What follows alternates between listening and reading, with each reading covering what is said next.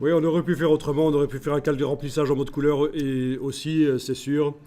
Je peux aussi ici, pour les reflets là, aller créer un calque vide en mode couleur et ça devrait me permettre de coloriser les parties qui restent à coloriser en dessinant en vert là-dedans. Voyons un peu si j'arrive à coloriser.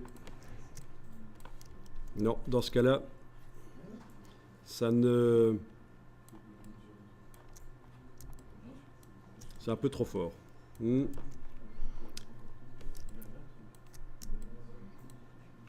Ok.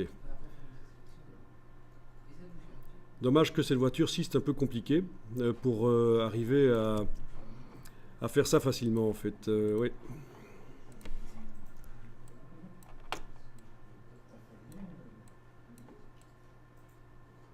Ouais, non, ça n'ira pas pour le faire facilement. Je pense que... ouais, ça peut passer, mais... On va faire comme ça, on va continuer comme ça, tant pis. Ok.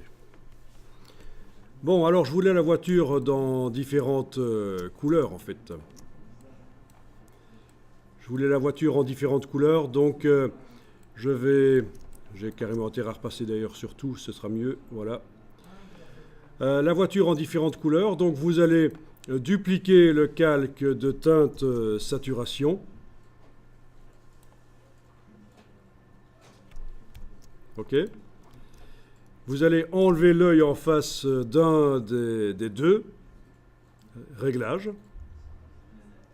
Et vous allez modifier le réglage qui est resté affiché.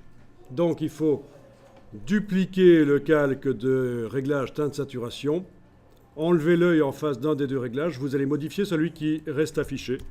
Et on va faire une couleur complètement différente. Donc je double-clique sur la partie gauche du calque. Normalement le panneau propriétés s'ouvre. Alors ce qui peut paraître bizarre, c'est que on est en global et on ne voit rien. Et pourtant le réglage change quelque chose. Si j'enlève l'œil en face de lui, clairement il change quelque chose. Mais en fait, il faut se souvenir qu'on était allé modifier les rouges. Il faut descendre sur rouge. Voilà, rouge.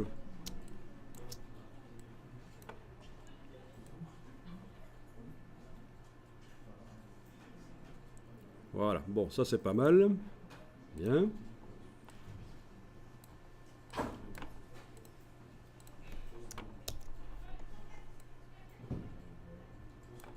Voilà. Ok, vous avez votre voiture en deux versions.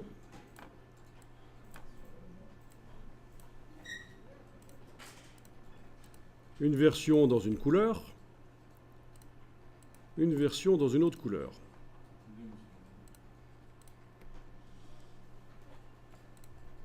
Voilà, en attendant que vous ayez terminé, moi j'enregistre. Et puis on parle de la composition de calque. Est-ce que quelqu'un connaît ici le système de composition de calque ? Vous allez voir, c'est super intéressant. Pour montrer un travail à un client, différentes versions, c'est intéressant. Pour également récupérer ça notamment dans InDesign.